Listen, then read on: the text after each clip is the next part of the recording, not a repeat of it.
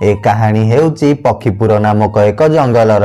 से जंगल में बहुत सारा रंग बेरंगर पक्षी माने मिलीमिशी रोते।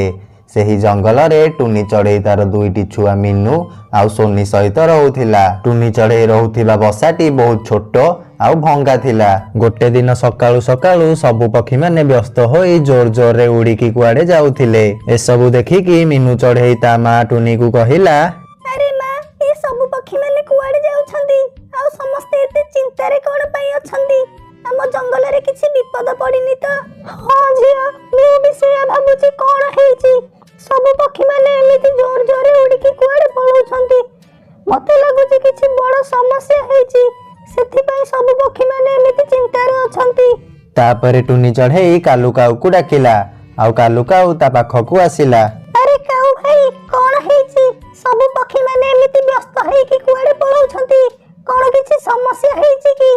अरे टुनी भौणी, तमे जानिनो कि शीत दिन आसीगलानी आउ खबर मिली एथर बहुत जोर शीत पड़िबो। सेथिपाई सबु पक्षी निज निज घर को नड़िया गछर पत्र रे घोड़ेई दउछंती, जहा फल रे समस्त शीतरु रक्षा पाई परिबे। अरे मु तो एकथा पूरा भूली जाईची, मोर ए बसा भी भांगी जाईची। एते शीत रे मु मो छुआ मानन को केमिति बचेइबी? मते भी मो घर पे नड़िया पत्र आनिला को पड़िबो। टुनी भौणी, ए पूरा जंगल रे केवल गोटे ही नड़िया गछ अछि आउ सबु पक्षी माने सेई गोटाए गछरु ही पत्र छिड़ेकी आनुछंती। तमे जल्दी जाईकी तम पई पत्र नै आस, नहले सबु पत्र सरी जिवो। हां काऊ भाई, तमे ठीक कहछ। मु एबे ही जाईकी सेठारु मो घर पई पत्र नै की आसुची। टुनी, एठारु बहुत दूर दूर पर्यंत गोटे भी नड़िया गछ नाही आउ ए शीतरु आमे केवल नड़िया गछर पत्र रे ही हमकु रक्षा करि परिबा। तमे जल्दी सेठाकू जाओ आउ तम घर पई पत्र नै आस। तापरे टुनी चढ़ई सांगे सांगे से नड़िया गछ पाखकू गला, किंतु पूर्वरु बहुत सारा पक्षी से गछरु पत्र तोड़िबा पई लागि जाइथिले। अरे मते भी मो घर पई पत्र तोड़िबा को दियो। ना ना, आमे एठी बहुत समय हेलानी लाइन लगे कि ठिया हेइछु आउ तमे एबे आसी कि पत्र नवा पई कहूछ।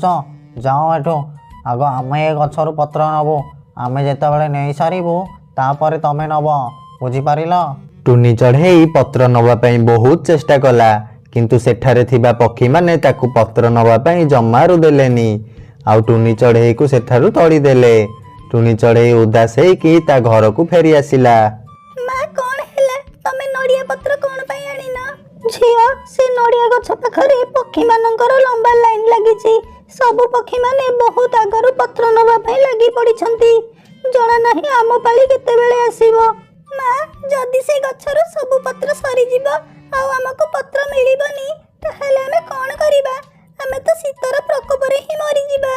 नाही पिला माने, तमे एथि पई चिंता करनी। से नड़िया गछरे बहुत सारा पत्र अछि। मु संध्या बेले सेठाकू जिबी आ सेते बेले को सब पक्षी सेठारु पळै थिबे आ तापरे मु सेठारु पत्र तोली के नै आसीबी। देखु देखु संध्या हेई गला। पिला माने, तमे एठी थाओ, मु एबे जाई कि से नड़िया गछरु पत्र तोली के आनुची। एबे तो सब पक्षी सेठारु पळैबेनी।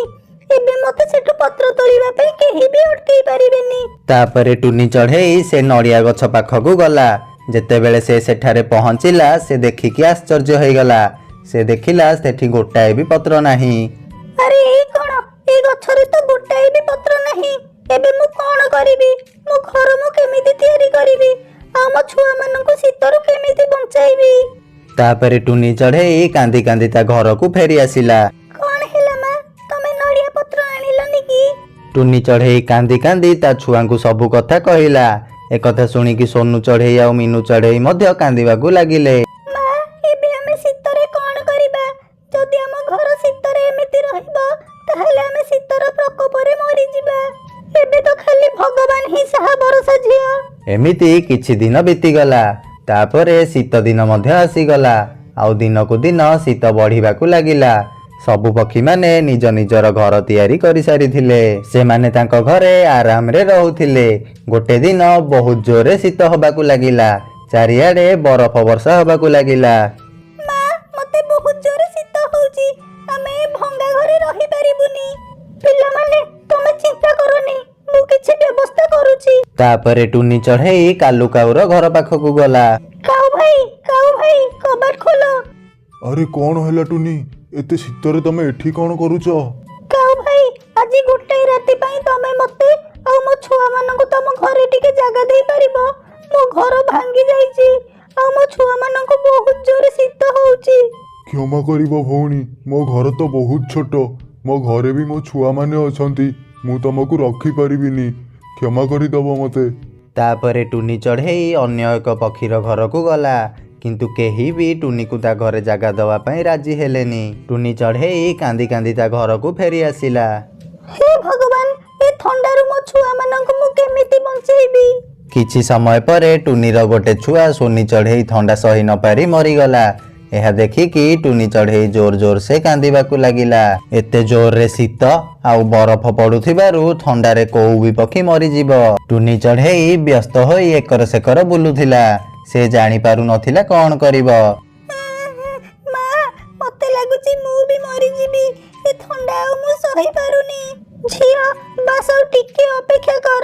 ମୁଁ ଗୋଟେ ଗରମ ଜାଗା ଖୋଜୁଛି, ତାପରେ ଆମେ ସାଙ୍ଗେ ସାଙ୍ଗେ ସେଠାକୁ ଚାଲିଯିବା। ମିନୁ ଚଢ଼େଇର ବଞ୍ଚିବା ବି କଷ୍ଟ ହେଇଯାଉଥିଲା।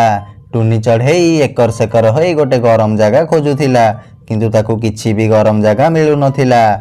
ହେ ଭଗବାନ, ଆମ ଉପରେ ଟିକେ ଦୟା କର। ସେତେବେଳେ ହଠାତ୍ ଟୁନିର ନଜରରେ ଗୋଟେ ବଡ଼ ନଡ଼ିଆର ଖୋଳ ଆସିଲା। ଏହା ଦେଖିକି ଟୁନି ବହୁତ ଖୁସି ହେଲା, ଆଉ ସେ କହିଲା, ଆରେ, ଏ ନଡ଼ିଆ ଖୋଳ ଭିତରେ ତ ମୁଁ ମୋ ଛୁଆକୁ ନେଇକି ଆରାମରେ ରହିପାରିବି। ଏହାଠୁ ସୁରକ୍ଷିତ ଜାଗା ତ ଆଉ ମତେ କୋଉଠି ବି ମିଳିବନି। ଆଉ ତାପରେ ଟୁନି ଚଢ଼େଇ ତା ଛୁଆକୁ ନେଇକି ସେ ନଡ଼ିଆର ଖୋଳ ଭିତରକୁ ଚାଲିଗଲା, ଆଉ ସେଠି ଆରାମରେ ରହିବାକୁ ଲାଗିଲା। ଏହିଭଳି ଭାବରେ ଥଣ୍ଡାରୁ ସେ ତାର ଗୋଟେ ଛୁଆର ଜୀବନ ବଞ୍ଚାଇ ପାରିଲା। ସାଙ୍ଗମାନେ, ଆପଣମାନେ ଆମ ଭିଡିଓ ଦେଖୁଛନ୍ତି ହେଲେ ସବସ୍କ୍ରାଇବ କରୁନାହାନ୍ତି। ଆପଣମାନେ ଆମ ଚ୍ୟାନେଲକୁ ସବସ୍କ୍ରାଇବ କରନ୍ତୁ ଆଉ ପାଖରେ ଥିବା ବେଲ୍ ଆଇକନକୁ ଦବାଇ ଦିଅନ୍ତୁ, ଯାହା ଫଳରେ ଏମିତି ମଜା ମଜା କାହାଣୀ ଆପଣମାନେ ସବୁଠୁ ପ୍ରଥମେ ଦେଖିପାରିବେ। ଆଉ ଭିଡିଓକୁ ଲାଇକ୍ କର, ସେୟାର କର ଆଉ କମେଣ୍ଟ କରିକି କୁହ କାହାଣୀ କେମିତି ଲାଗିଲା।